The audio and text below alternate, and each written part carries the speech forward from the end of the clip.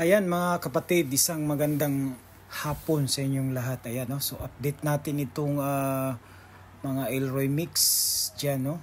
Mga subscriber natin dyan, mga sa mga bago, don't forget to subscribe.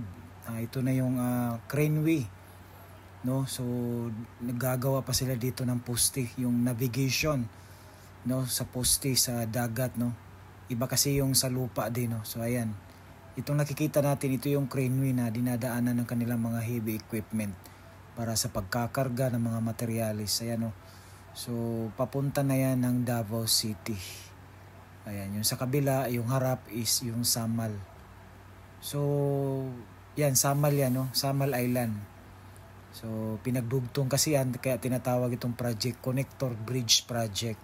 So napapansin niyo mga kapatid, talagang walang nagtatrabaho ngayon dahil po ay January 29, Chinese New Year, no? So lahat walang trabaho. Pero holiday, nagatrabaho ito sila. Pero sa Chinese New Year, since contractor dito ay Chinese contractor, so ayan, pati Pilipino no, wala din trabaho. Ayan. So ito yung update natin, no, sa mga Elroy Mix dyan. Sa mga nag-ano dyan, no, paki-subscribe, don't forget to subscribe, and paki-hit na rin yung notify bell para updated po kayo lagi. So dito na po tayo sa ayan, no, so yung malapit sa coastal.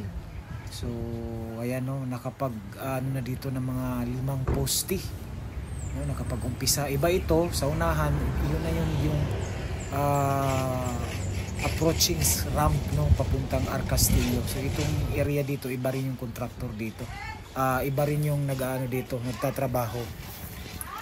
So doon sa Arcastillo, iba rin, no? So ibang grupo, kaya mabilis Elroy Mix paggawa nila dito. Ayan mga kapatid, kita natin. So medyo wala talagang nagtatrabaho dahil po holiday, Chinese New Year. Ayan, kita natin. So